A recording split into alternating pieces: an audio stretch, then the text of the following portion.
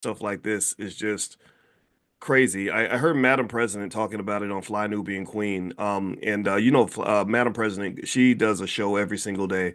Her and Constance Carter. If you want to be notified when they do their show, just text the word Queens to the number 87948. So text Queens to 87948, and they will alert you when they are doing the Stuff like show. this is And just and they crazy. and so the thing was that apparently this young man, Caleb, I got to look at what's his last name, Caleb Wilson. He was a 20-year-old junior studying mechanical engineering at Southern University. And basically they took his life, and they took his life because pe young people make mistakes, and he lost his life because there is apparently there's a lacking of intergenerational transfer of knowledge in our community because had these young people talked to someone like me, I could have told them 50 other stories similar to this that happened in the 1980s, 1990s, the 2000s, and the 2010s, and how many people have ruined their lives by engaging in bad choices on college campuses. That's what would have happened if I talked to them. Because I believe, I'm a weirdo or a nerd, but I believe that the job of older black men is to educate young black men so that they avoid the same mistakes of their fathers. I saw that, I talk to young people and I say, yeah, I remember when your father took his first drink and now he's been an alcoholic for 30 years. And I'm very sorry that your father was encouraged to be the wrong type of black man. And I'm very sorry that we live in a community that doesn't really value us really focusing on being our absolute best. I'm sorry that we live in a community that trains us as men to make horrible choices and put ourselves in horrible positions. And then we whine and cry and say, oh, the white man did it. The white man tricked at us again. The white man is always doing this and doing that. And I agree. The white man is sinister in his own way. He could be debaucherous. He can be an SOB. But at the same time, my question is, what are you doing? What choices are you making? A lot of your choices, if you got seven babies, mamas, the white man didn't do that. The white man wasn't sleeping with all those women. That was you. You chose to do that. And so, really, at the end of the day, I kind of am an advocate, and this is where I end up upsetting a lot of people. But I'm an advocate of saying, come on, we got to man up. And manning up means means leveling up your intellect, leveling up your decision making, leveling up your discipline, leveling up your financial choices. If you're broke, part of your part of the reason that you're broke might be your parents' fault. Part of the reason you're broke might be your boss's fault. Part of the reason you're broke might be society's fault. But part of the reason you're broke is also your fault. I mean, I'm not saying that something's wrong with you or that you're a loser if you're broke. But my question is, if you are broke, are you choosing to stay broke or are you going to fix it? Right? Are you choosing to die broke just because you were born broke? Because that's a choice. That's a choice. I have a whole PhD in finance and I talk to thousands of people every morning. You could come to class if you want to. But apparently you've got better things to do, and that's okay. I respect that. But don't turn around and then say that, well, I'm broke because the white man done did it again. The white man did it again. This is not a Scooby-Doo mystery where it's like, oh, all quirky. The white man tricked it in me again. Like a Scooby-Doo where they pull the hood off and the white man's like, I got you, Negroes. Right? That's what we do. I think sometimes we don't sit back and say, okay, what are we doing? What could we be doing better? So I'm going to talk about a little bit with this young man, Caleb Wilson, and it actually links. This is again another financial conversation. You may not think it's financial on the surface, but there are a lot of actual economic theories that relate to the bad choices that were made in this situation. Also, before I even dig into that, I want to ask everybody, how many of you noticed how much money you had this morning in the stock market? Anybody notice your stocks go up today? That your wealth went up this morning? How many people saw your wealth go up? Give me a yes in the chat. I hope I see a lot of yeses because I want everybody invested in the stock market. So the stock market shot up today because there was a good inflation report. And remember, I was telling you guys in class, we spent an hour and a half last night deep diving on specific strategies you could follow with stock options that would allow you to make money. It was a really intense class. A lot of you were there.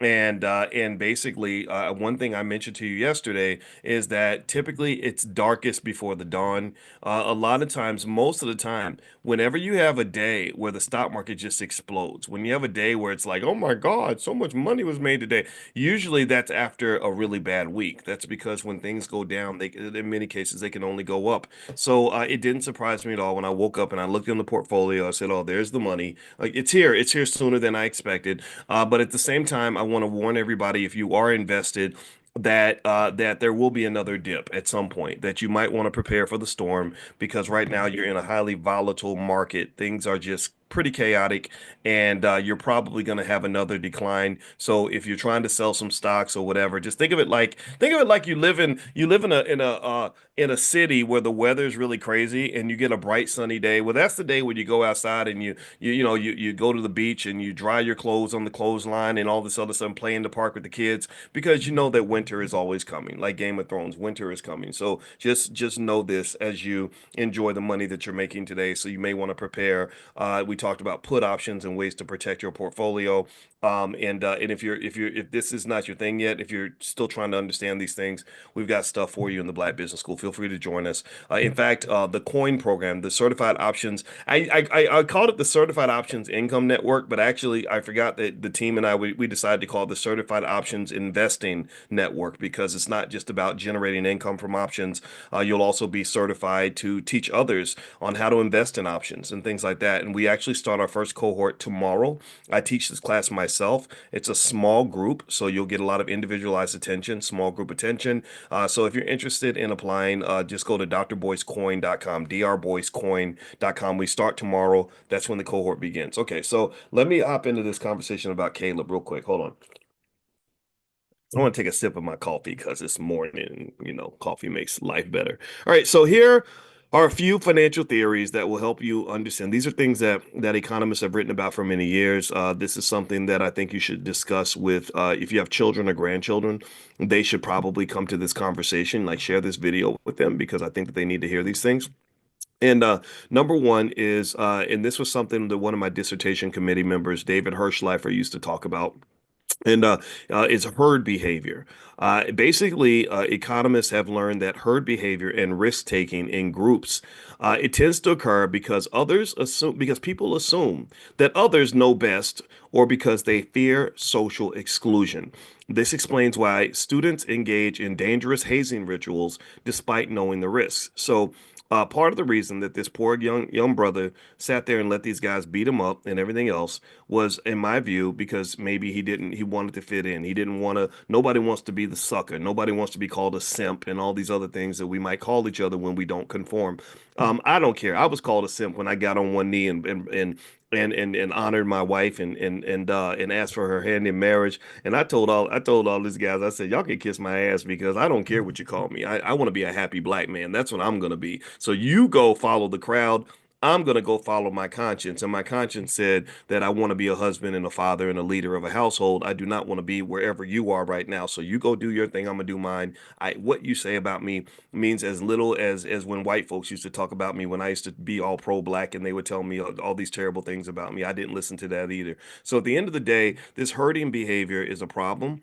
I think it's extremely important for young black children, especially young black boys, to learn how to be leaders. If you were here yesterday, you saw one of the goatiest goats of all time, Dr. George C. Fraser, who came to class. And what did Dr. Fraser talk about? Well, he talked about, and this is a man who's extraordinary. This is a man who has met presidents and CEOs, and he's friends with Robert Smith, the richest black man in America. And he came in and he talked about the 1970s and 60s when he lived with his brothers. His older brothers had gotten into heroin and they all were getting high. And George said, I'm not doing this. I don't want, I love y'all, but I'm not trying to be around y'all. I'm not trying to go down with y'all. And he begged his brother to go with him to move away to Ohio. His brother didn't. Next thing you know, his brother was murdered in a drug deal. His brother was dead. Well, I related to that story because I remember times where I was surrounded by other black men who were just not making the best choices. I had a biological father that got hooked on heroin. I had friends that became alcoholics. They pledged they pledge fraternities, and one particular fraternity on my campus. I'm not gonna call them out because I don't want them to feel bad, because it would be wrong. But I remember noticing. I said, "Man, all of y'all get drunk every weekend. Like, is that like?" And I saw one of my friends literally go to campus, and he's 18. He's got his whole future ahead of him. He could have become anything. He was super smart, and he joined this freaking frat. And this damn frat, they were like, "Man, you got to drink, man. Come on, man, you got to drink, man. What's wrong with you, man?" And they're saying this to me too, and I'm like, "F all of you. I have alcoholics in my family. I don't want to look like you. I don't want my breath stinking. I don't want to go do something stupid. I don't want to get locked up. I don't want to get killed. I don't want to get arrested. So no, I'm not gonna drink. So and don't you dare try to pressure me into that." But my friend, because he wanted to fit in and he didn't want the guys to think he was nerdy or whatever, he starts drinking. And I kid you not, to this day, 35 years later, he is an alcoholic. I mean, a stone cold, like bloated liver, could die at any moment, will pass out in the front yard, alcoholic. And I think to myself, and here's the thing, this is a financial discussion because what you don't understand is that every time they ruin a young black man, they're taking human capital out of the black community. Human capital is the value that a human being can offer to the community if he is functional, hardworking, decent, strong, and capable. This is what a strong black man is a multi-million dollar asset. You don't understand that when a black like you can't tell me I'm not a multi-million dollar asset to my family because I've seen it. I've seen the cha-chings. I've seen the transformations. I've seen the leadership. I've seen the protection that's provided to my family. So you can't tell me I'm not an asset. My mama told me I was an asset when I was 12, and at that point I liked that feeling so much that I focused on being an asset to the people in my life. So a solid black man becomes an asset. A dead black man is no longer an asset. So this kid's dead. Now, all those years he would have spent as a mechanical engineer providing income, wealth, security, and protection for others is gone. Three other black men at least are going to go to prison. They're not assets now. Or they're going to have a harder time. I'm not saying that going to prison is the end of your life because we have a lot of citizens who have come back and they're doing their best, and I respect that immensely, right? But it makes it harder for you to fit in, right? Because you got the criminal record, right? Getting the job is much harder, and overcoming the trauma that you experience in prison is much harder, right? So literally. You've just seen this one incident, this group behavior, the inability to think for yourself to cause at least three or four black men to go down. These are college men. These are men going to, Southern University, one of the great institutions in our country. And I'm sure the people at Southern are as frustrated as I am, because this didn't have to happen. This does not have to happen. There's a million ways for somebody to have fun on a Saturday night other than punching each other in the chest and making each other drink urine and well, all these other stupid things that they do. I'm gonna tell you, I'm gonna be honest with you. No disrespect if you're Greek. My sister's Greek, my brother's Greek. So I have nothing against anybody that chose to be Greek. But let me just tell you what my logical thought process was when they asked me to join all the fraternity. Every fraternity invited me to join. The reason they asked me was not because I was a cool guy. I never focus on trying to be cool because that's just not who I am. I was a leader. I knew who I was. I was always pretty confident about saying like, no, screw you. I'm not doing that because I had a father like that. And then also, I had good grades. I had the highest grade point average of all the black students on the University of Kentucky campus. So they all invited me because I would boost their GPA because my GPA was that high. Well, anyway, when they would ask me to join, I remember just being 19 years old and thinking about it, and it's an investment decision, right? I was like, so what you're telling me is, let me sip my coffee as I respond to your question. I said, so you're telling me that for 6 weeks you're going to torture me.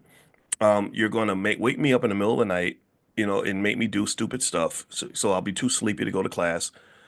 You'll probably ruin my grade point average. You're going to humiliate me, mistreat me, maybe beat me up, and and then at the end of the 6 weeks, and to do for this to happen, I have to pay you money. So I've got to give you $600. At that time, that's what it costs. I remember the number because I didn't have the money. I was like, so I got to give you $600 so you can beat my ass for 6 weeks. And I was like, so what's the reward? Do I get a cash prize for going through this kind of torture? Because I could go a lot of places in the world and get my ass kicked for free. And they were like, yeah, but you'll be part of the group. We'll be your friends. We'll all be in the same whatever. And I was like, but you're my friend now. You know me because that's why you invite me to join your group.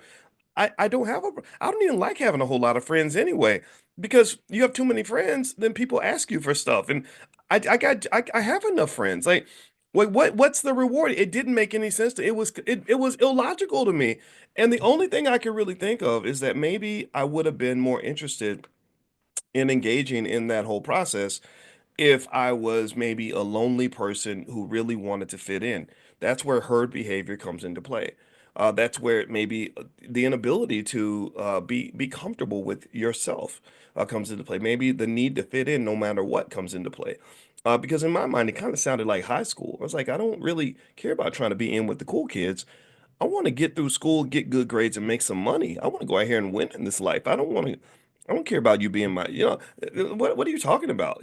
So anyway, that's one dimension in terms of looking at this. There's also something they call conformity bias in research and the sunk cost fallacy. So this is more of an investing concept, but it relates to what happened here with Caleb. And it says that when you invest time, effort, and sometimes money into something, like say joining a fraternity, you can endure extra hazing because you might believe in what they call the sunk cost fallacy of economics. The sunk cost fallacy is where you falsely believe that because you've invested so much, because you've come this far already, that if you quit, if you walk away, that you're going to lose everything you've invested.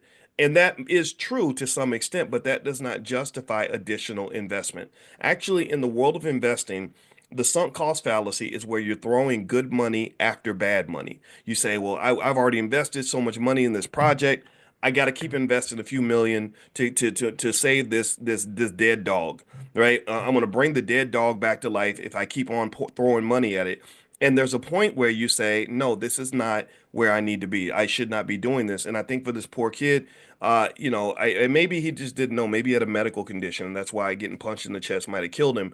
But it was sad to me because I've seen this happen. A lot of you that went to college, you saw stuff like that happen. And I've seen people get kicked out of school because they broke that rule. I've seen people die because of that. I remember a guy when I was at Indiana University when I first met my wife, and there was this guy, and he was a big he was a big tough guy because he's a big football player type guy. But he wasn't really tough. He was a guy that pretended to be tough. I could see through weak men pretty clearly because my father was strong and he was really strong. He didn't pretend to be strong. And strong men tend to be quiet. They're not the ones who are going to be loud and strong. They're quiet and strong because they don't have to prove to you how strong they are. They don't need smart strong men don't want you to know how strong they are because there's no reason to show it to you, and in fact they catch you by surprise, right? So basically I can see when a man's like pretending, like, so don't pretend to be tough, just be tough, like to really have some substance, right? So anyway, this guy was one of those like fake tough guys and big football player type, and I just didn't like him. I was like, you seem like a punk to me. And I remember this guy, he tried to pledge Omega Psi Phi because apparently at that time all the big football player types, a lot of them wanted to become Q dogs, and he tried to join. And I remember specifically he ended up in the hospital because I remember they tried to put cigarette butts out on his tongue. They were putting cigarette butts out, and I was like, "What kind of punk are you to let a man put a cigarette butt out on your tongue?" No disrespect to any Omega men that are in here. No disrespect. I got friends that are, so please don't take it the wrong way. But I'm sorry, you put a cigarette butt out on my tongue, I'm going to kick you square in your balls. Your testicles will ache because I'm gonna kick you straight. You don't you dare put that. No, you put that out on your tongue. You're not putting that on mine. And maybe that makes me I don't know. Maybe I'm not able to understand the value of the ritual, but I'm not going to end up in the hospital because I'm trying to be your friend or trying to be part of your group. That doesn't make any sense to me. And the other reality that's really truthful is there's so many other things in life that you're supposed to be doing later on that matter so much. There are businesses you will start. There are children you will have. You are going to be in a scenario where you're going to have choices in life that are going to impact other people. Why is this particular choice so important, and why are you sacrificing so much in order to do this? I had a friend that pledged, and I had one rival when in college with GPA wise. I was number one, he was number two, and he was one of my best friends. And I think that's why we became friends because we both kind of got into the whole like let's study hard kind of thing. And I remember he wanted to pledge a fraternity our freshman year. And I remember saying, I said, well, I read a book that says you shouldn't pledge your freshman year. Like, I don't think you should do that. And I also had a friend that pledged his freshman year and he became an alcoholic. He's still an alcoholic to this day. And I remember specifically when he took his first drink. And so my friend pledged anyway, and he did get into the fraternity. And I noticed a distinct change in his behavior. Number one, his grade point average dropped from 3.8 to 2.8. Number two, he became an alcoholic. He would drink from Thursday every week. We were still friends, but we would see each other like Sunday through Wednesday, and then Thursday night he would go off and he would get drunk with his friends. I wouldn't see him Thursday, Friday, Saturday, and then I would see him again Sunday when he was studying to try to get ready for class the following week. I was studying the whole weekend. I had goals and I was focused on that, and that's what mattered to me. And I didn't care if everybody was at the step show. I wanted to succeed. That was it. And I didn't understand why that was so rare. I really started to question. I said, what's happening in my culture? How come if I was Chinese and I said I want to make straight A's and I want to succeed in life, everyone would accept that. If I was a white boy and I said I want to go and start a tech company like Mark Zuckerberg, everybody would accept that, right? If I was a white woman, people would accept that. But as a black man, I would get, people would try to almost bully me with that. It didn't work on you can't bully me, but still they would, like what's wrong with you? Why you study so much? Why are you so serious? You're a nerd. I'm not a nerd. You're a nerd. You're an idiot because this white man's gonna kick you in all up in your ass. Excuse my French. That's how I saw it. I mean, this is how my father talks, so forgive me for that. But really, I'm like, he's gonna kick you in your butt because you are not prepared. You're gonna show up to the competition and you're not going to be ready. You didn't get any skill, you didn't use your opportunities, you didn't prepare for the future. And then when he kicks you in your butt, all you're going to do is you're going to lean on that old Negro spiritual. Oh, they did it again. Oh, they always oppressing us. We going to march with Al Sharpton cause they oppressing us. And I'm like, no, you oppressed yourself because you were in college right next to me and I saw you at the step show when you should have been in the library, right? You oppressed yourself because when you got extra money, you went to the club and you went to Applebee's and then you went to the mall and you didn't even listen when I said, why don't you buy you some stock so you can have some damn money?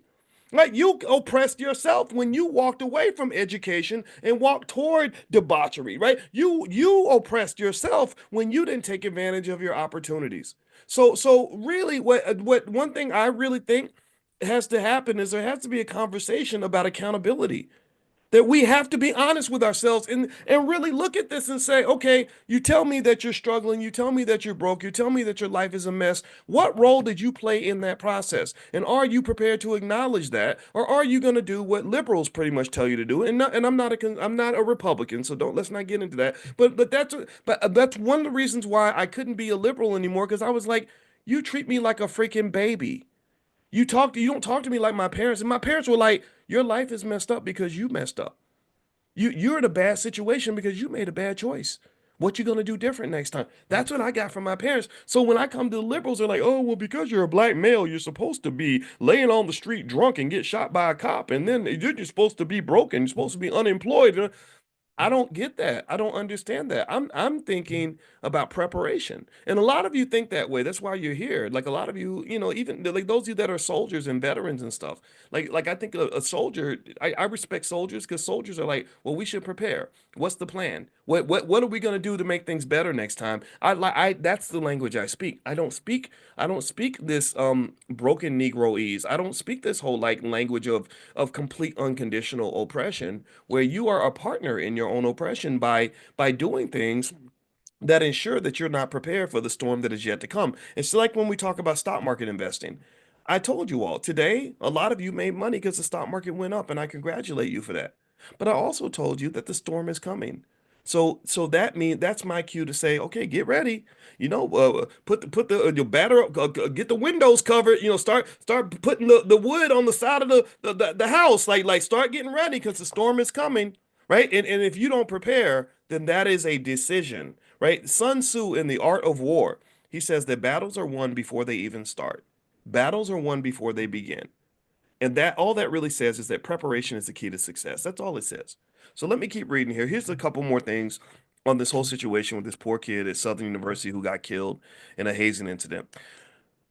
There's also something called social proof and authority influence. So if you, and this is another theory in economics, that basically social proof comes from something called the Milgram experiment in 1963, when they basically showed that people will obey authority figures even when the authority figures ask them to harm other people. So if someone is positioned as an authority figure, then like say a Dr. Fauci or something, right? People will follow the authority figure even if they don't believe what the authority figure is saying, right? So the other thing about this too that it's really interesting that's going to play out in this is that even the kids who don't go to jail are open to significant financial liability.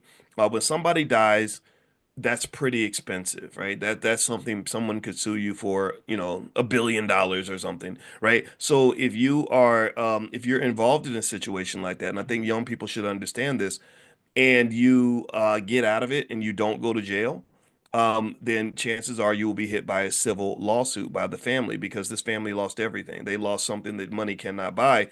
So now you are going to have to deal with not just the legal issues, the possibility you might get arrested, or the issue with the school. The school doesn't want you around anymore. They want your butt out of there. But also, you'll be dealing with lawsuits where someone might literally claim a right to all the money that you're going to earn your entire life. Like literally, you'll be 60 years old trying to make money just to pay restitution on some lawsuit from something goofy that you did when you were 20 years old. So this is to me the kind of conversation I think that has to be had with young people. Everybody ain't gonna listen because stupid culture is going to do what stupid culture does. But I think that there are a lot of young people who will listen, who will have the courage to say, you know what, I'm gonna get out. I'm in a bad situation right now. I'm gonna get out of that. I think I found that a big chunk of surviving as a young black male was knowing when to walk away from bad situations. Knowing when to say, I don't want, let me out the car, man. Like the menace, like not Menace to Society, Boys in the Hood. Remember that? Where Doughboy's driving the car and Trey he says, "Hey Doughboy, let me out the car, man." Right? Like just having that discernment. Um, I was thinking about that in terms of just how many times I had to say, let me out the car. I'm out of here. I'm not. I don't want to be here anymore. I remember being at a bachelor party one time, and it was in Atlanta, so it was ratchet. And the groom had like these like strippers and stuff, and then the room got loud, and it was the only time I was ever in the room with strippers. I had to do that because I was one of the groomsmen, and it was my job to watch over the groom. And I was like, man, you got me up in here in this weird place. But anyway, so just to be honest, that stuff that's not fun for me. There's nothing thrilling about cheap sex, honestly. I like meaningful things. So anyway, but I was fascinated. Strippers are very athletic, by the way. I asked one of them, I said, you did you do gymnastics in high school? Because you got really strong calf muscles. And so she's like, yeah, I did. And of course, they're all working their way through college. That's always funny too. So anyway, so we were in this room, and the police guy called because the noise got loud. And there was one guy, I remember, I'll never forget him. He had a really good job working for some company, and he was like a high flyer. He was on his way to becoming an executive of the company.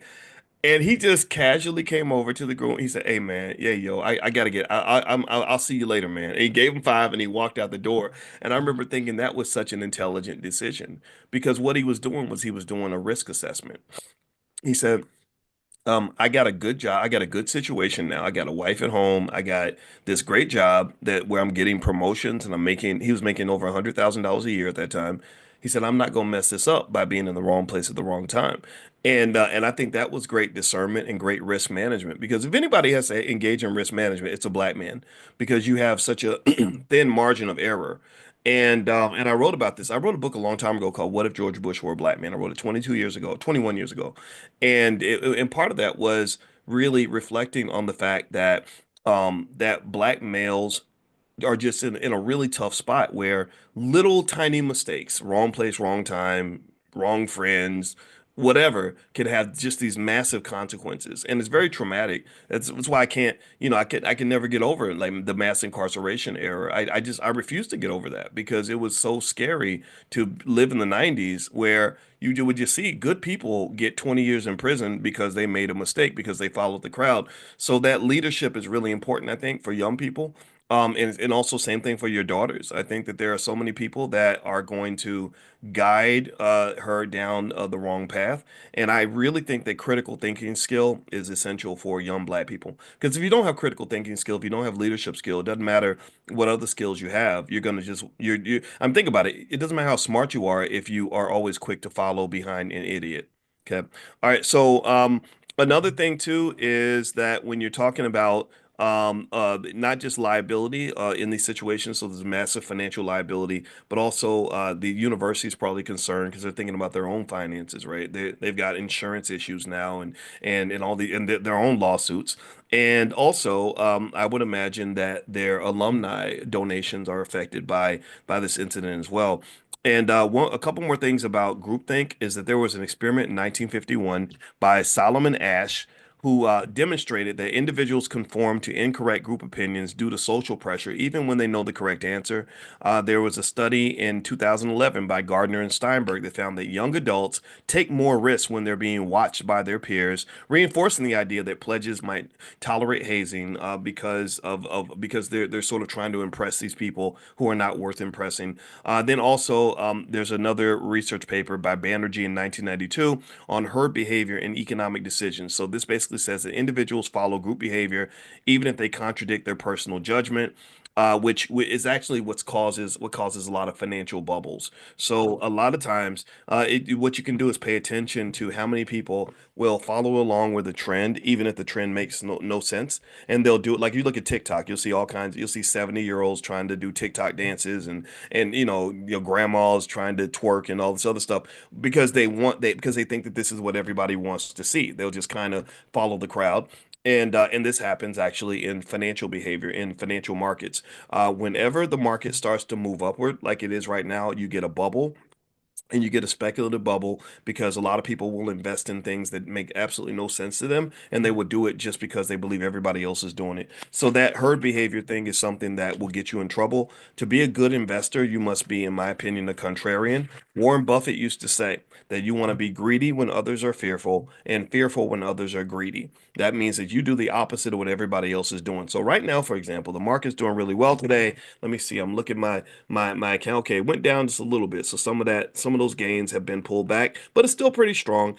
And again, this is the day where you start thinking ahead and you start thinking about not while what the market looks like now, but what it's going to look like when Donald Trump says something else crazy about tariffs and the market collapses again, because it's going to happen. He's committed to this tariffs thing. So be really, really careful with investing in this environment. But if you like stock options and investing in them and buying and selling them, it's a great market for stock options investors because that uncertainty it bubbles up the prices of options. So it becomes kind of a fun market if you know what's going on.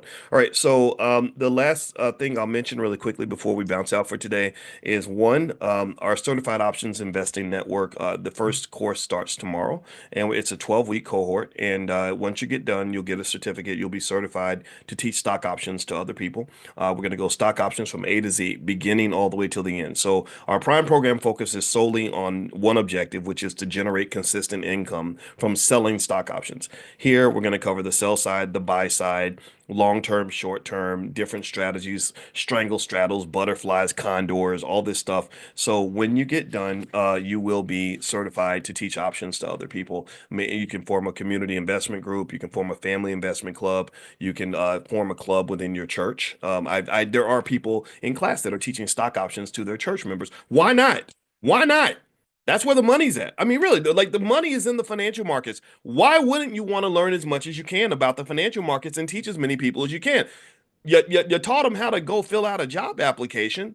We're teaching each other how to show up to work every day. We're teaching each other how to get along with our boss. So why not teach each other how to get along with the money? So anyway, if you want to join Coin, just go to drboycecoin.com. You can apply and talk to someone about whether or not it's a fit for you. There is a payment plan and all that stuff. It's a little slightly higher price point because we're giving you a certification. But if you are interested, you can go to drboycecoin.com, drboycecoin.com. So feel free to talk to them. And the cohort starts tomorrow, and you can take a look.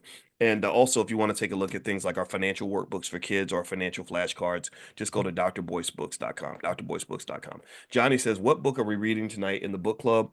I think we're done. I think we're done with the Dr. Claude Anderson book.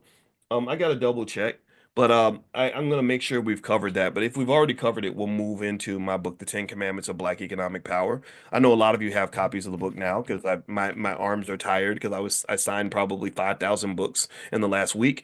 And but so maybe we can do that tonight. But that'll be tonight. So if you want to get notified when we do book club and all this stuff, make sure you're on the text list for the Black Business School. And all you got to do is text the word morning for money in the morning. Text the word morning to 87948. So you text morning to 87948. I'll give you guys a notification. All right. So have a good day, everybody. God bless you. And if you didn't get your books yet, just know they're on the way.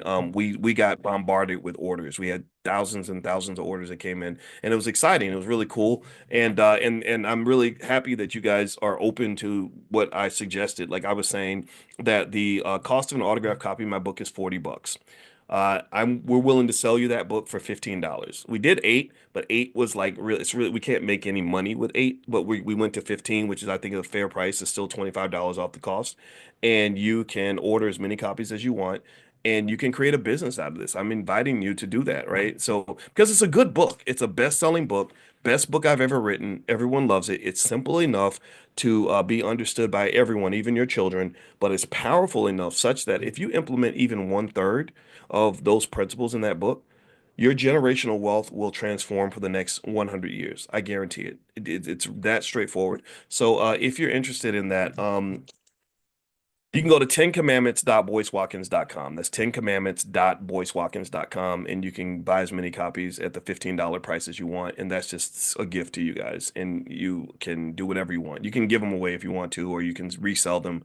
I'm totally fine. I just want you all to, it's a win-win. You make money, the school makes money, and the community gets knowledge and education. And I also want to empower you and deputize you to create learning spaces in your house, learning centers in your church. Like bring people together. When you bring people together for the sake of knowledge and the sake of learning and the sharing information, then you're building wealth. Like I want you to understand that George Frazier came in, and I hope he helped you understand that when black folks come together and we're teaching each other, that's building wealth actually. That's actually a wealth building exercise. And that's actually a power building exercise as well. That's why if you go back 250 years, they had laws that said that three black people cannot get together at the same time. If they get together, we're going to bust up that group. Why would they do that? Why would they do that? Well, they did it because they saw the power that was there. So use that power. Black power is black unity, black connection, black family, anything that brings people together, that's power. Okay. So anyway, the website for Coin again is Dr. Boyce Coin, Dr. Boyce Coin, Coin. Feel free to take a look at that as well. All right, guys, have a great day. God bless you. Thank you guys for listening. And